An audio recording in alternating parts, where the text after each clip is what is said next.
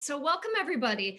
This is a panel discussion by UNI students who have taken the LSAT. All of the students on the panel have taken the LSAT pretty recently and so do have experiences with LSAT Flex.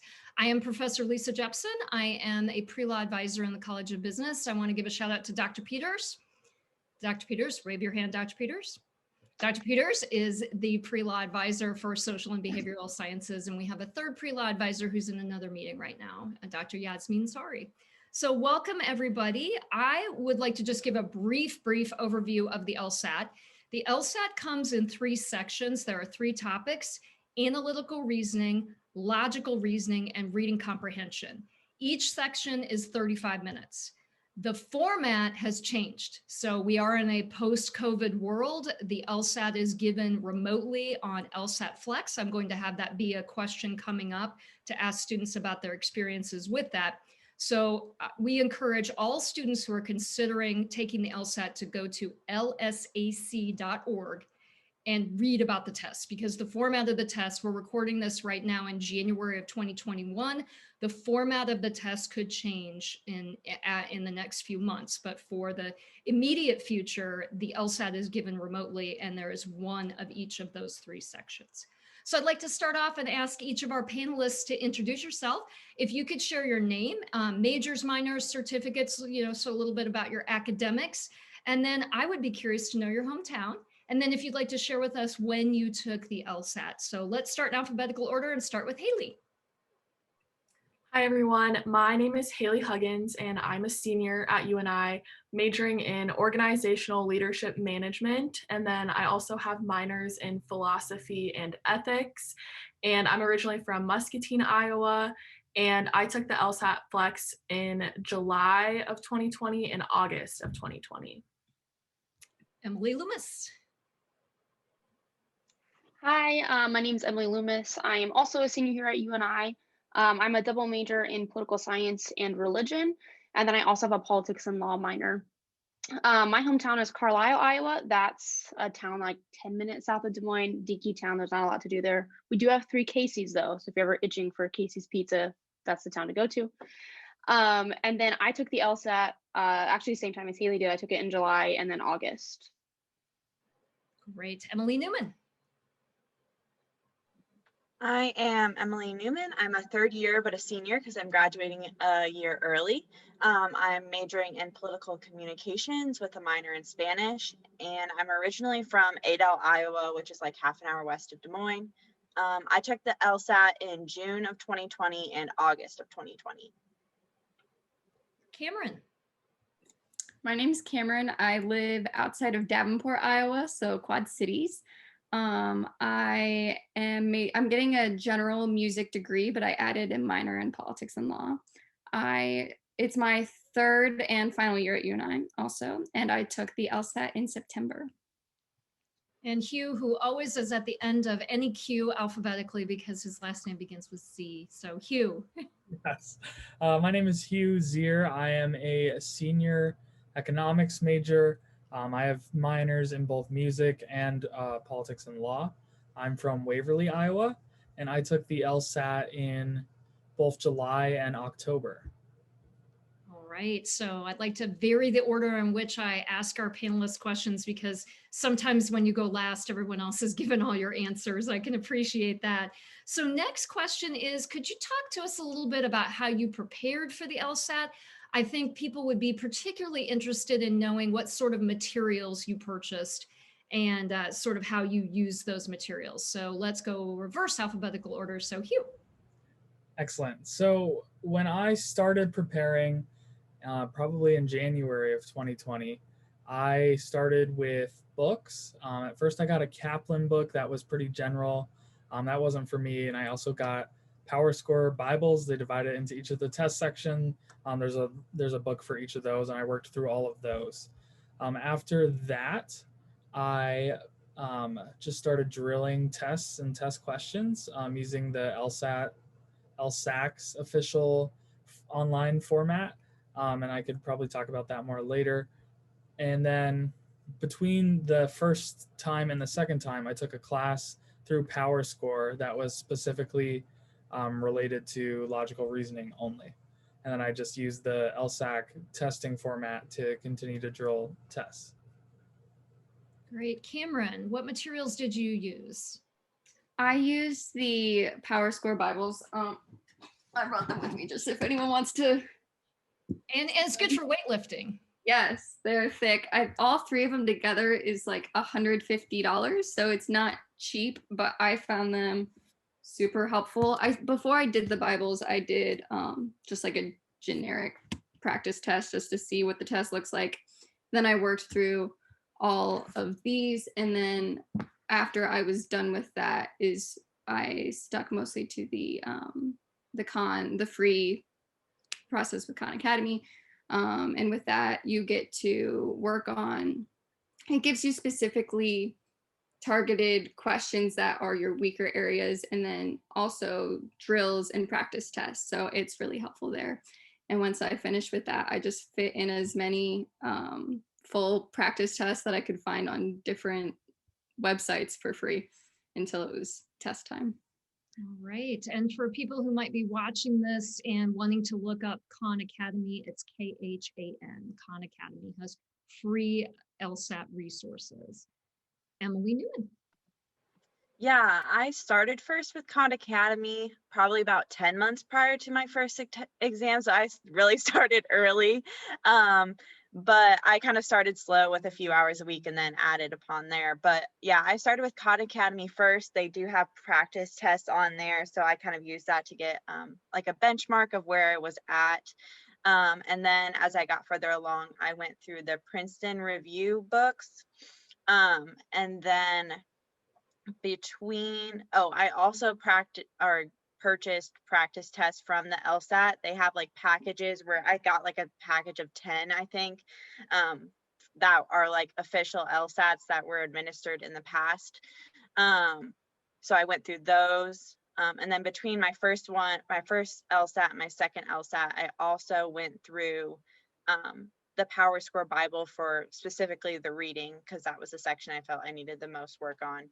So yeah, kind of a mixture of a lot of the other things that everyone else was saying. Sounds good. Emily Loomis, probably a similar set of resources. Anything else? So the biggest thing for me about prepping for the LSAT was cost. I just didn't have the money to buy like Power Score materials. And so I tried to do my own research, and I found the LSAT Trainer by Mike Kim.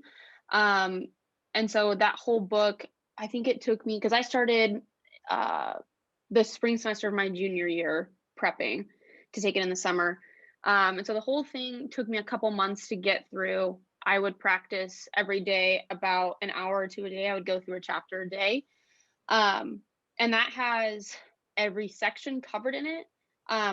From what I understand, like the major difference between it and like the Power Score or taking like a class is a little bit more general. So like the general trends that you see in reading comp, the general trends you see in logic games, that type of thing, and learning how to really think through those questions, those situations, rather than maybe like memorizing a logic game puzzle type that you would see.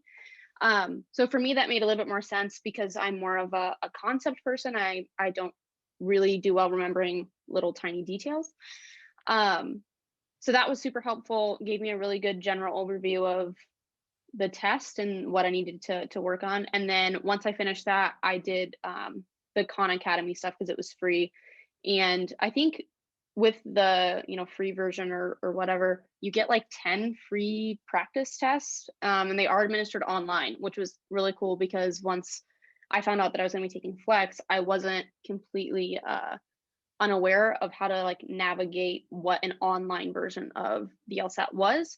So I highly recommend that because it was a really great way to practice and get a ton of free tests while all taking them online. So excellent. Haley. Yes, so I started studying around when Hugh did, about 6 to 7 months before I took the LSAT. And I did mine entirely through Kaplan. So I ended up purchasing a Kaplan package, which was quite expensive, but I was able to actually apply for a scholarship through Kaplan, which covered 50% of the cost of that package. And what it included was unlimited access to all LSAT materials on the Kaplan website for the entire year of 2020. So that was super nice. I got 3 private tutoring sessions, 2 textbooks, and then I could take as many classes as I wanted to. So that was kind of nice. And then they also had like recorded class sections that I could watch. And then every LSAT that's ever been publicly released, they had on their website. So I had access to all the LSAT tests as well. So I really enjoyed that. It was in a way almost like too much information, but it was nice because if there was something in particular that I was struggling with, there was somewhere on their website a video that I had access to that could help me with it. So I just did everything through Kaplan. So that's a great segue into a piece of advice that both Dr. Peters and I give frequently, which is one of the first decisions I encourage students to make is, are you going to take a course? I don't have a recommendation whether or not a person should or should not take a course, but I remind people to consider the cost of prep materials when looking at a course. So Haley, what you just described, it illustrates my point, which is that if you're going to take a course, you don't want to go out and buy a la carte all the materials, then turn around and pay for a course, which is almost always packaged with a set of study materials. So I think it's good to have that decision made very early on before you purchase the materials. A follow-up question for those of you who didn't mention this, did you purchase electronic materials so that you could practice on, it used to be that the test was administered on a Microsoft Surface tablet. So students were practicing on the tablet.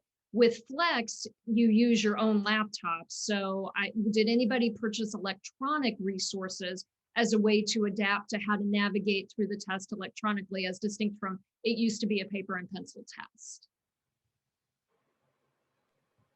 They have really great resources for free on the LSAC website. So I just kind of used those because they have, I don't know how many they have, but they have actual LSAT Flex tests. So you can go on their website and see exactly how the test is going to be formatted. So that was super helpful to just familiarize yourself with the different resources because, like, for instance, there's highlighters that you can use and you can cross out answers if you want to like blank them out. So just because there are different resources, it's nice to go ahead and just familiarize yourself with that, and it's free. So Great. Scott, jump in, tell us what we got.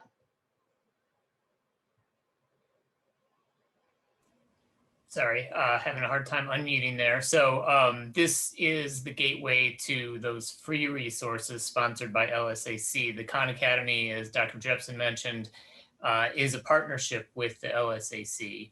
And so right from that lsac.org website, lsac.org/LSAT, you can get to the practice tests, the Khan Academy, and then you can buy LSAC paper books as well. So a bunch of tests on paper if you want to do that as well. Great, super helpful. Yeah, and to jump in with that, in the bottom left there where it said like the practice tests, there's a couple for free, but you can also purchase like a subscription to that, and that's what I did, and it has like all of the tests that they've ever administered in like the online form. And so I would really recommend that service. That was going to be my tip at the end, but seeing how it kind of showed up there, I mean, that it was $99, but for like, that's the best deal you'll ever get on tests, and it's in the format that your real test will be. So every time you're practicing questions or a test, it's how it's going to look the day of, if it's the Flex version, or even if it's in person on the tablet. So I couldn't recommend that enough. Hugh, I'll mark you down as having answered one of the later questions because I do appreciate that. So now let's talk proctoring. So the LSAT Flex is proctored through a remote proctor. Haley, can you describe what that was like? What were you asked to do? yeah, so it's not scary at all. I was kind of like nervous about that, but the biggest thing is just making sure that you're in like an empty room. You do have to show like all 4 walls and the floor and everything like that to your proctor to make sure that you don't have anything that shouldn't be there. So they're pretty strict about that. And then you do have to show like your license to the camera and that sort of thing. I did have some slight technical problems the first time I took the LSAT Flex. And I think it was actually my own computer. I have a MacBook and it was fine, but there were some settings on my laptop that caused some problems for me, just simply because my proctor had to go in and control my screen and take off some of the settings that I had. Like, for example, you can't have your screenshot on or anything like that. And I had accidentally clicked something that was like, that I should have like allowed, but I didn't allow it. And then that like completely, it took like a whole hour to get that fixed. So I was like anticipating that I would start the LSAT. I think mine was at 1, but I didn't actually start the test until like almost 2:30 because I just had so many like technical issues with my proctor. But then once they actually got me into my test, it was totally fine. Like I had no problems after that at all. The second time I took the LSAT Flex, I didn't have any problems initially. And then the only like slight bump in the road that I had was I was on my third section and I had about 40 minutes of the whole test left, and just randomly my test shut down and I got a notification that said that my proctor had left. And so I like freaked out because I was like scared I would have to start the whole test over. Like it was like right in the middle. And I was like almost done too. And I just kind of like sat there because I didn't want to like click on anything because you don't want to like open any windows or anything. And then after a couple minutes, someone like a different proctor had joined and chatted me and like told me it was fine. And he just reopened my test back up and it was exactly where I had left off. So like it ended up being completely fine. I had a mini heart attack because I thought I would have to restart the test over, but I didn't. So it ended up being fine. That's just kind of my experience of when I took it. So that is the worst experience I have ever heard. So it's not, but see, you have demonstrated excellent resilience because you did not let that phase you. So who was it, who told me that you have to rip up your notes at the end of it, that Haley, that they watch you do that? And then Hugh, your proctor was lax, right?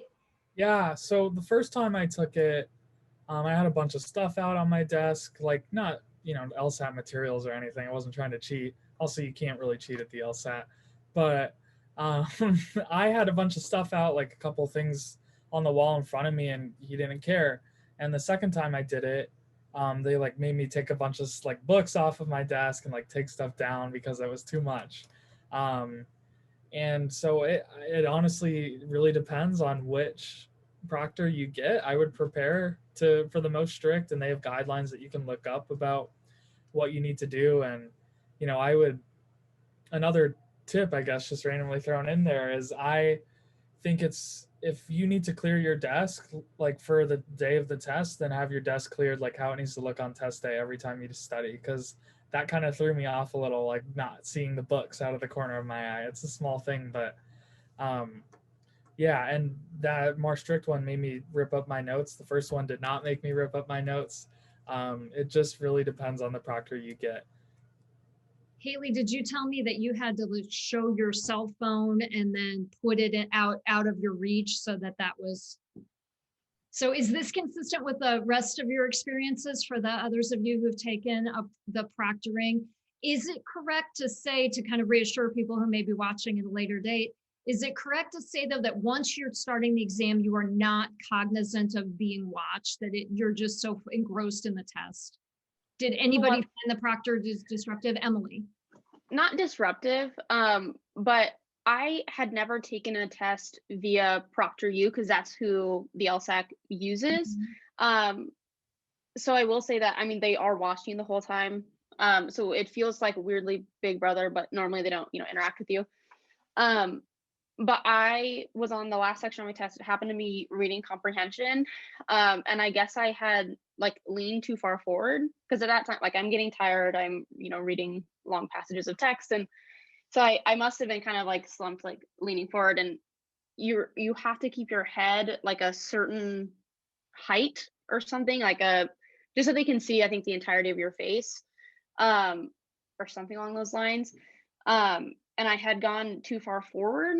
And I had seen like the chat button, because you have a chat open with them, beforehand kind of go off, but I didn't want to click on it because, as Haley said, you don't want to like accidentally open another window and, you know, have your test thrown out.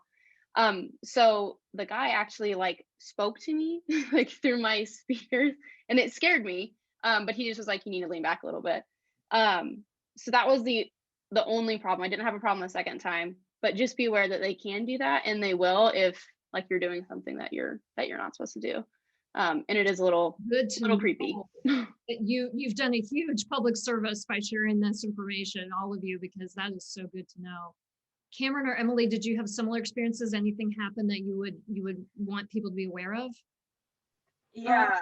Oh, sorry. Emily, Okay. go ahead. Emily, Cameron. Yeah. For me, the first time, I actually kind of like Haley, but a little different. I got like kicked out of my test partway through.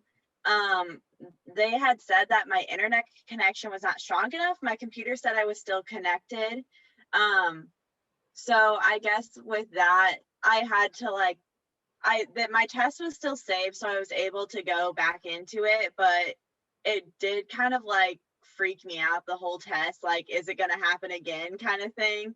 And it happened during the first section, which is one of the reasons I decided to take the test again. And I didn't have any problems the second time, but I also took it in a different location. So just advice, like, I know that you can like arrange with like our pre-law advisors if you need a place on campus for internet, because yeah, it kind of got me the first time around. It was fine. Like, I didn't have to restart the test, but just kind of something to think about. You can test your internet prior to the exam, which I had done, and it still was kind of weird. So you never really know. But as far as like proctors go, I never really, I had to rip up my like notes and do the phone thing every time, but I was also like really like prepared ahead of time. Like, I literally like took all like my alarm clocks, like any sort of technology out of my bedroom for the test, just because I didn't want like anything to happen. But they do allow mechanical pencils now. They used to only have like wooden pencils allowed. So if that like makes a difference to anyone, that was kind of interesting. They had to like inspect my mechanical pencil, but it wasn't too bad. Cameron, how about your experience? I think one of the issues I was running into is that I was underestimating the whole proctoring thing, and I was just like, okay, I just have to have my computer on and they'll watch me, it'll be fine. And I was planning on doing the actual LSAT on campus because there'd be better Wi-Fi there, but for the writing portion, which it had us do ahead of time, I was like, I'll just do this part at my apartment, it'll be fine. Usually our internet's fine. And then halfway through it, sure enough, like our internet went out for a bit, and I had to like get it all set up so I could take it again. And each time you have to take it again, you get a new prompt, obviously, so you can't like get the advantage of knowing what you're writing ahead of time. And then the second time, I was all prepared to go to a study room in the library, and I had just hit start test, and I realized my driver's license was at my apartment still because I had taken out of my purse apparently. And so yeah, there were just a lot of like annoying obstacles in that regard. So yeah, strong internet connection, make sure you have that, and a driver's license. And maybe doing a dry run, like Hugh said. So Hugh and I probably, and Dr. Peters probably remember a prior panel where there was a person, might be my daughter in a previous life, who literally the week before the LSAT followed the exact routine that it wasn't flex, but followed the exact routine of eating the same item, exercising in the same fashion, taking practice exams at the exact time, and just literally mimicking testing conditions. that's probably more than most people need or want. But I do think there is some value for people who are watching to think about, do you want to do a dry run? Do you want to set up all your equipment, make sure you have everything that you need in the location, configured in the way that you want it, as a practice scenario, and then take a timed practice test while you're there, sort of a scenario. So that seems like that could have the value of reducing anxiety for some folks. Yeah. Okay. I Just a forgot couple to more questions. Oh, go ahead. Yes. Sorry. It also mentions that you can't have like smartwatches on, and I have like this little Fitbit, and I didn't think anything of it because it's not a smartwatch technically. Right, but it's technology. All it does is track my footsteps, and I was wearing this the second time I took the writing portion, and I thought I was done with it, and then like a couple weeks later I got notified that I had to redo it because I was wearing this. Oh That my happened to And me as well. even though with they had the writing. video that they could look and see I wasn't looking at it or touching it, I still had to redo it. Right. Oh my gosh, interesting. So this is the electronic version. If you talk to people who took it like 2 years ago or a year ago, it's the electronic version of when you used to have to walk in like basically with a Ziploc bag. That was what, and then in that would be your number 2 pencils that are not mechanical. You had to have a non-digital watch. And I remember working with a student who had literally in his entire life, he had never used a traditional watch.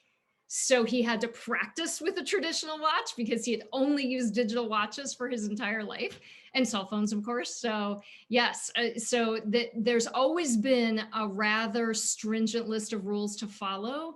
And now it sounds like there still is, it's just that they now apply to technology. So good to let everybody know who's going to end up watching this. So good to let everybody know the things that you need to think about. And again, goes back to, I'm assuming all this is listed on the LSAT website.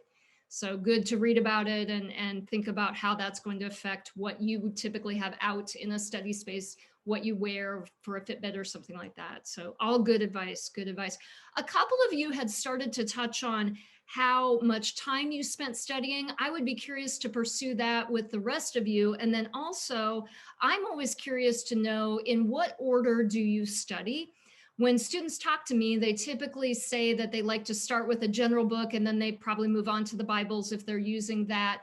And then they will start taking practice tests. But I'd be curious to hear from each of you sort of, how did you manage the different allocations of your time?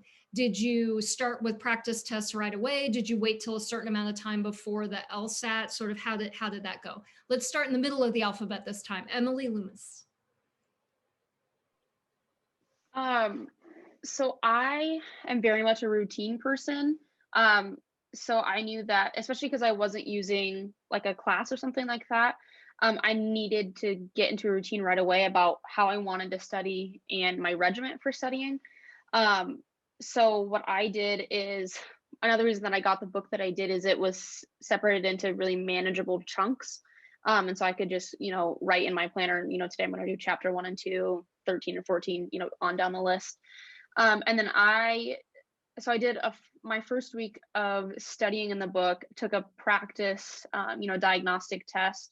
And then I did tests, I think every 2 weeks, as I went through the book, just because the book was a lot of content. And then especially once I switched over to Khan Academy, I was taking a practice test every Sunday, because I knew I was going to take that first LSAT in my home because of COVID. So I went into the area that I knew I was going to take the test. I did a test pretty much every Sunday for about 10 weeks, alongside, doing Khan Academy prep in the meantime. So for me, there wasn't necessarily one spot that stood out as something that I needed to hit more than others. I knew that reading comprehension was probably going to be my strong suit just because I read a lot in, both my majors. So it was just kind of the repetition with logic games, and then, logical reasoning, and just making sure that I am understanding what the question is asking me. So there wasn't, I didn't necessarily separate out, this week I'm going to do logic games. This week I'm going to do, logic questions. This week I'm going to do reading comprehension.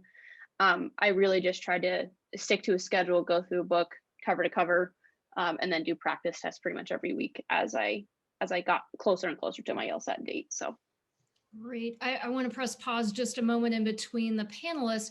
Dr. Peters may have to leave before we finish our questions. Did you have a question? I had just a quick comment that if you have or anticipate having problems finding a place to take the LSAT Flex, you need to get in touch with one of the pre-law advisors as soon as possible.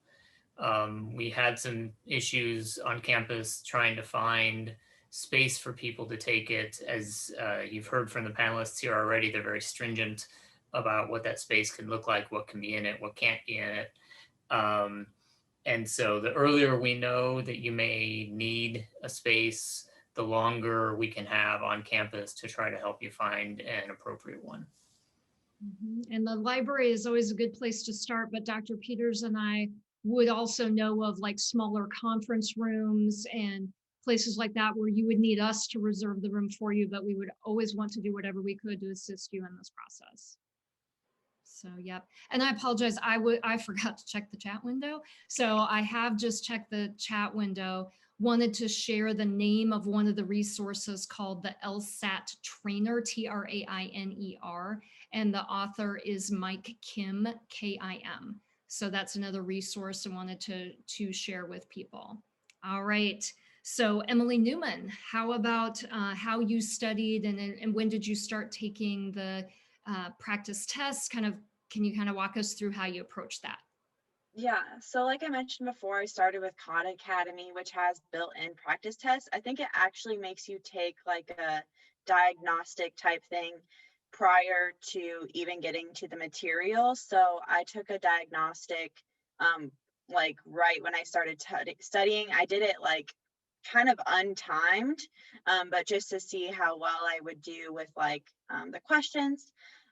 But then I kind of started working through the Khan Academy materials, which gives you like a bunch of kind of like Cameron had said before, like questions kind of about like things that you need to work on. And then it gives you like a practice test and you can schedule them.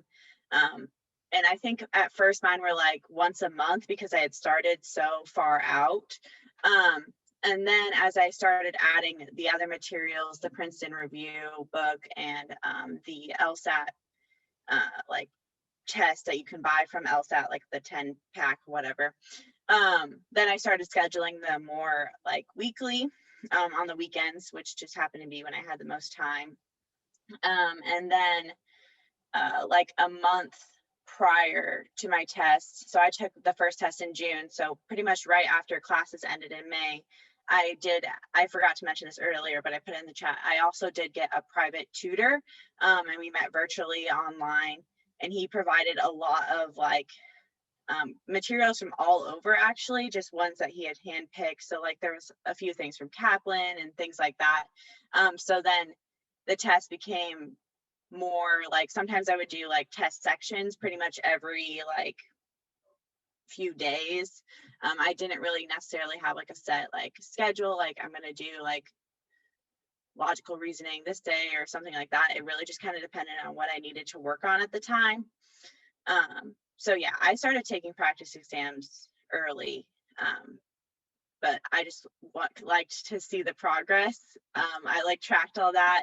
I also like tracked my hours until I got to 200 because Dr. Peters always says 200 hours. After 200, I stopped counting. So I just did that because I was like, I know I have to do this much. So yeah, just kind of things I did. Excellent. I'm going to hit pause again and introduce Dr. Yasmin Sari. So Yasmin, we are recording for the benefit of the students who I'm sure will want to watch but aren't able to join us live. So we are in the middle of going through the question about how the students have studied. So welcome. Good to see you. And Cameron, you're up next. I also started with a diagnostic test, always a good way to start out, I think, so you know what you're working with. And so I mentioned I took the LSAT in September. I started not the summer directly before that, but the summer prior to that summer is when I started looking at the LSAT, and I wasn't doing anything like crazy time-wise. I just played around on Kaplan a little bit over the summer, getting more familiar with the test and what it looked like. And then during the school year is when I started looking into the Bibles more and reading through them. And I just tried to, since my schedule is so busy, I tried to just like make sure I had at least 10 minutes if it was a really crazy day, or like 10 to 30 minutes each day to read through what I could. And if I had more time, I'd read more. And once it got towards the end of the school years where I kind of started picking up my pace, like, okay, the LSAT's coming up, gotta start digging in. And then I started doing like a couple sections of the Bibles a day. And they have, like if you're in the logic Bible, at the end of a section, it'll have a logic practice test. So doing those when it came to them. And then when summer hit, I was heavily like as many sections as I could in a day, or skipping a day every couple days. That way I could do a practice test. And then once I finished the Bibles, I was just doing like a practice test for one day and then reviewing that test for a couple days, then another practice test. Excellent. Haley, could you talk a little bit about, since you had a class, how that was structured? Was it completely up to you what you did when? Was there a synchronous component to it if you wanted it? So could you tell us a little bit about how that worked? Yeah, so I started studying again in January to take the LSAT in July. I originally took a diagnostic test and then I took a class through Kaplan. That's kind of what I started with. And so you get to pick your class times.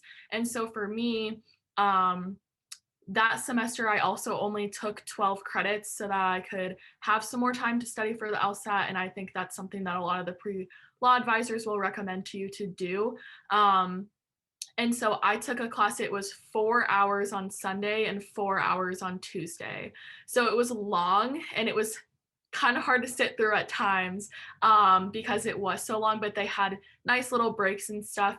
But it was a live class. So I did have an actual professor, and then there were other students in the class, and there was always like an ongoing chat. So it wasn't video, but it was still really interactive because he always had us typing in our questions and our answers. So I really enjoyed the class. I learned a lot from it, but I didn't quite have as much time to dedicate to the homework that went along with the class. So I was already in the class for 8 hours a week. And then there was also a bunch of different homework assignments. And at the time I had a part-time job and I was doing a part-time internship with a law firm. So I didn't get to dedicate as much time as I would have wanted to some of like the outside activities that went along with the class, but actually sitting through the class was extremely helpful. And then having my private tutor as well was nice. If there were times where there was a very, very specific thing that I just didn't understand. So it was nice to just be able to ask my tutor, like, I don't understand this exact type of logic game. Can you walk me through it? So that was helpful. Excellent. Hugh, could you describe how you studied?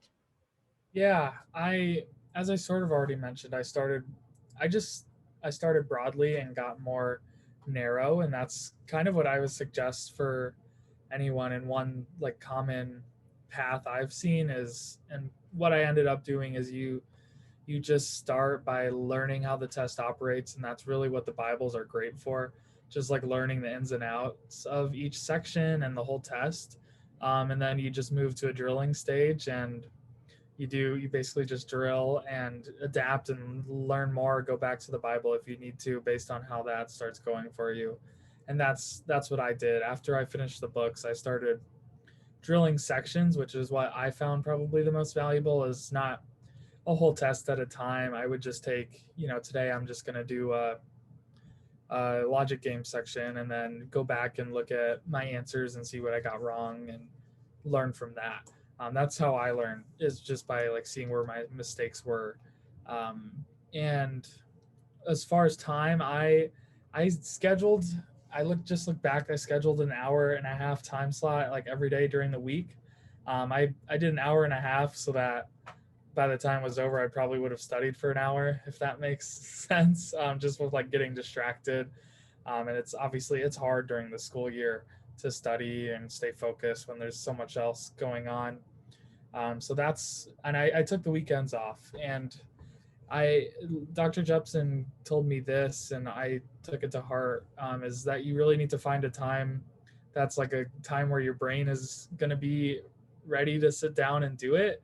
And that took me a while to figure out when that was. But if it's not like, if it's 6 o'clock or like 3 in the afternoon, like times where you just feel like, you're going to feel tired or not at your fullest mental capacity, like don't study then. Just, or if you have to take like a day off for that, like do it. For me it was the morning, and that's when my brain was at its best, and that's when I got an hour in every day. Could you describe the class that you took that was a very focused class? So you took a class that just worked on one topic, right? Yes, I took a logical reasoning specific course, and it was pre-recorded videos, which was not ideal. I would have preferred a live or like one-on-one sort of thing, but it was still nice. And it was just a deep dive into like the very specific types of questions that you'll see in logical reasoning, and a lot of the time spent was like explaining the answers and that sort of thing. So it wasn't super valuable, just because so much of the time was spent like going through questions and like explaining. But at that point, I already kind of knew what was going on if I missed it. So still, it was good, and especially for like how in depth I needed to go at that point in my studying too. And as I recall from our discussions, you wanted to go into the test feeling like you'd done everything that you possibly could. So it did achieve that in the sense that it gave you that last bit of focus. Well, I have been watching the chat window now. I haven't seen any questions that we haven't addressed yet. So I'll wrap up our formal questions, and obviously we can answer any that come through either live or through the chat window. But if you want to either share one tip, or if you can think back to what's one thing that you know now that you wish you would have known at the beginning of the study process. And Hugh, I know that you did already share one, so I'm going to let you wait a little bit and see if you can think of another one. And if you can't, I will mark you down as having credit for having answered this question. I'm going to start us off in the middle of the alphabet again with Cameron. I think a good question to ask yourself up front is know what score you want to end up with, because there's a pretty good variety of scores that can be okay for you. If you want to go to a smaller law school, you're fine with like 150. If you want to go to an Ivy League, you need like a 175. That's a big difference. And it greatly affects how much studying you need to do. And I guess everyone's brain's so different too. I don't know how that works out. But for me personally, the way I did it with just reading through the Bibles and working through Khan and taking practice tests towards the end, I got to the point where I felt comfortable with the test. I felt like I understood the test and the questions, and I felt like I could consistently get a score I was happy with. But if I wanted to be closer to like an Ivy League score, or even if I didn't want to go to an Ivy League school, that'll help you with scholarships, because law schools do hand out good scholarships, I'm learning, if you have good scores. Then what I would have needed to do personally is I would have needed to allow myself more time from after the point I was at to really fine tune what few questions I was still consistently missing and how to fix that. So know ahead of time where you want to end up. That way you know how much time you really need to give yourself. And I'm going to piggyback on something that you just said, Cameron, which is I have worked with quite a few students who have been aiming for those Ivy League really top schools. And a strategy when every question is of such high magnitude in your final score, a strategy for anyone who would want to adopt it is to keep a log, whether that's, a physical notebook or a spreadsheet on your computer, however you record information the best, writing down specifically what questions you are having trouble with. And they were able to discern patterns to the types of questions that would tend to throw them off. And then at the end, you would expect an economist to talk about the marginal benefit of, zooming in on those last few questions. I wouldn't want to disappoint anybody who wanted an economic analysis. So I shall say that if, you're trying to get those last few questions to get that super high score, and you are missing very, very few questions, if you can discern a pattern to the questions that you're missing, it does allow you to focus your studying. So Cameron, what you said, I have heard also from a variety of other students. So I appreciate you sharing that. Emily Newman, what would you like to share? What do you want us to know? What do we need to know, Emily? I guess mine has to kind of do with whether you're considering to take the test again. I had a conversation with Dr. Peters after I had taken the test the first time, because I was really kind of on the fence about taking the test again. And he had said something that I probably should have took a little bit more to heart, I think, now reflecting back, because my score was the same the second time, was how much time are you going to be able to commit the second time, and what are you going to do differently the second time from the first time? And I had thought that I would have enough time between June and August, but I also had an internship and a different job, and I was very busy with family stuff. And it didn't really help that COVID and everything else is quite distracting. But anyways, like, really think about before taking it again. I'm not saying I regret taking it again, but I would maybe have done things differently looking back now. So I guess that doesn't really apply to people who are just taking it for the first time, because obviously, hopefully you get the score you want the first time and that's it. But yeah, just really think about how are you going to do it differently? How are you going to study differently? Because obviously, if you didn't get the score you wanted the first time, then you probably need to change something for the second time. And unfortunately, sorry, I keep going on, but unfortunately, typically the June test, they tell you how you did on each section, but they're not doing that with the flex version. So I kind of had a guess on, oh, this is how I think I did on each section, which if they do start saying how you did on each section again, that will be beneficial, I think, if you do choose to take it again. But Emily, thank you for sharing your reflections, because that is very, very helpful. It used to be the case, and I must confess that I haven't gone on lsac.org recently to look at this, but they used to report anonymously the aggregate difference between the first score and the second score. And for years, I looked at that report, and it was never more than 1 or 2 points. So now that's an average, and I have worked with a couple of students who did have precipitous increases in their scores. But going to your point, Emily, they had a specific event that they changed. So for one student, there was a family situation prior to taking the test, and it simply was a matter of not being able to focus during the test. And for another person, it was someone who really just felt like she did not spend the time that she intended to spend. She registered for a prep course, I believe it was Kaplan, as Haley has mentioned, took a prep course, diligently stuck to the schedule. It was synchronous, I believe, and kind of used that external accountability to discipline herself to put in the hours. And she was able to have a precipitous jump, but that is rare. So I do very much appreciate you sharing that experience. Haley, what would you like us to know? So my biggest tip is just something that was more personal to myself, but I personally didn't do as many full prep tests as I should have. I spent a lot more time nitpicking each section and really going through each section individually. And I personally should have spent more time really practicing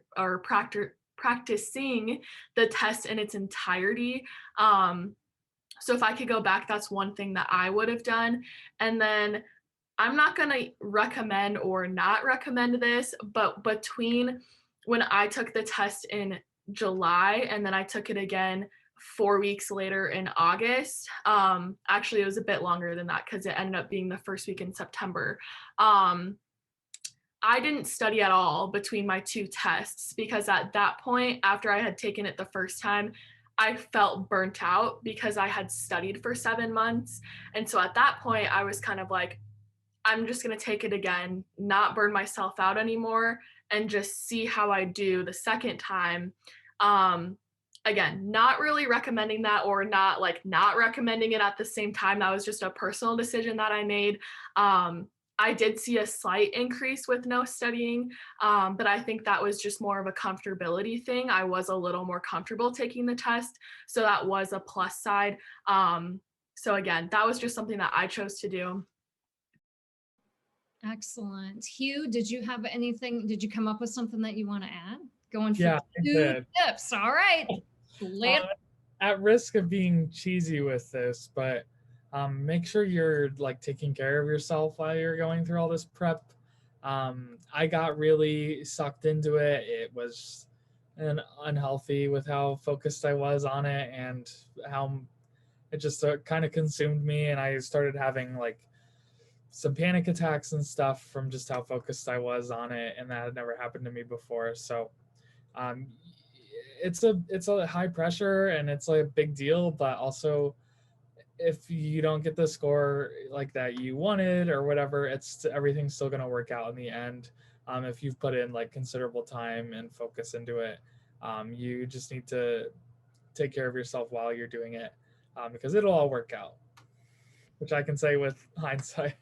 Sure. Understandable. So let's let Emily get her tip in and then go to Dr. Sari. Yeah, I mean, ditto to like pretty much everything, everybody else said. But what I would also say is limit your time on Reddit, the law school threads. Like on the main thread, and I realize this seems kind of cheesy, but it can be a really useful resource, because especially right now, I don't know about you guys, but I'm still waiting to hear from schools. So like seeing other people who are like, oh, Colorado wave and things like that can be really helpful, because you can kind of be like, oh, maybe I'll get a decision soon. But at the same time, there will also be people who got like a 180 and they're like, chance me for Harvard, and I'm like, well, it's probably pretty high. And so it can be really, really toxic in the way that you will inevitably compare yourself to other students who are going through the same process that you are, which I think in some ways, like if you're going to law school, you're probably a pretty competitive person anyway. But it can be really, really hard, I think, to try to like not be bitter about that and to feel bad about your score. Because at the end of the day, a 150 will get you into law school, a 170 will get you into law school, and you will be a lawyer. So you really need to kind of, I think, limit your intake of some of those things. Like I found a great Reddit actually thread called like outside T14 law schools, which is where I'm like, that's my sweet zone. And it's a lot better than the main thread for me, because I'm not going to Harvard, I'm not going to Yale, I didn't apply there. And so just be gentle with yourself. I realize I kind of sounded like you here. I don't want to sound too cliche, but understand that you're putting yourself through something that a lot of people don't understand, and a lot of people don't do. And I think even the fact that you're attempting to go to law school and attempting to put yourself through the LSAT, which like I wouldn't wish upon anyone, right? Take pride in that, and just be happy with the fact that you're doing it, you're putting in the work, and you got a score, and you're going to go to law school. So yeah. So at the risk of sounding 110 years old, let me share with you that as someone who grew up in an era without social media, there are some very unhealthy aspects of social media. And it is the comparison factor. It is this fantasy life. And if we have learned nothing recently, I hope we have learned that people lie. And that just because someone says that they have a score, they may not, and they may just be messing with people, or they may be drunk when they post that information. And it's really important to try just doing you all. I'm so proud that you all are UNI students. It really does warm my heart, again, at the risk of sounding 110. Maybe that was 115, I don't know. But it really does warm my heart that you guys are so well grounded, because it is, what you're doing is amazing. You put in a bunch of time, you took a risk, you took this really unpleasant test, you prepped for it, did all these things. You're trying to go to law school or to pursue another avenue to help people to make the world a better place. And we really appreciate that. And it does not matter what someone claims that they got in some place, and you will never meet them in person. They will not be your friend because you will never meet them in person. Just please, just be happy with what you have achieved and the people that you actually meet and know, such as the people who are here today. So thank you so much. Dr. Sari, jump in. Thank you, Dr. Jepson. She's substantially younger than I am, so she will give you the younger person's view. Before Dr. Jepson tears up and things like that. So yeah, wonderful. I agree with all of the above, and you're already amazing and very, I guess, grounded about all of this. And I wanted to add a quick thing. Yeah, first of all, like, don't worry about what happens on the interwebs, I guess. Remember, and maybe you already talked about this. I'm sorry, I'm coming from another meeting, so this may just be repetitive. Remember why you want to go to law school. Like, just remind yourself why that's your purpose and what you'll want to do in and through and afterwards, like going there, etc., becoming an attorney, becoming a JD, etc. Also, one thing, if I know, and my background, like educational background, required a lot of tests, like 3-hour-long tests and some like 9. So I don't have any test anxiety whatsoever. And that all happened through practice. One thing that needs to happen with both studying and taking the test is that it shouldn't be something extraordinary. It should be something routine and routinized and habitual, like that you've been habitualized to do without making it a big deal. Going back to Cameron was my advisee, so she knows this. And I mean, maybe some of you've heard this in different venues. One thing to remember is that if you have 10 minutes, use the 10 minutes. If you have 25, use the 25. You don't need 3 hours. You don't need a whole weekend. You just use the time that you have. I suggest, just because we're all very like, I guess, virtual subjects who love like calculating stuff. I have so many different tomato timer apps. I'd recommend downloading one of that. That's how I work. That's how I write, like articles, a book, etc. So I'm just giving you my own like tip, I guess, my own secret, how do professors work. They work in 25-minute chunks. So there you go, and that's recorded. So in any case, just as I said, like remember to make it routine. I think Hugh said it beautifully, Emily, as well. Just like try not to burn yourself out. I mean, burnout is real. You already suggested that in different ways. But you'll all be fine and we'll do awesome things. Just remember why you're doing it. Excellent advice. So panelists, if you could look in the chat window and see if you want to contribute a last piece of information to a question that we have, somewhat dealing with I think this is a bang per buck question from the Economist. So if you could talk about how you feel about what you spent on the resources. And if you spent a lot, are you pleased with the fact that you got materials that were helpful to you? If you went the route of the freely available resources, are you happy with what was provided in those resources? If you could just reflect on how you feel the value was of what you purchased or how you got your materials, that would be great. And I'll just let you kind of, does anybody want to just like raise your hand and then go? Haley.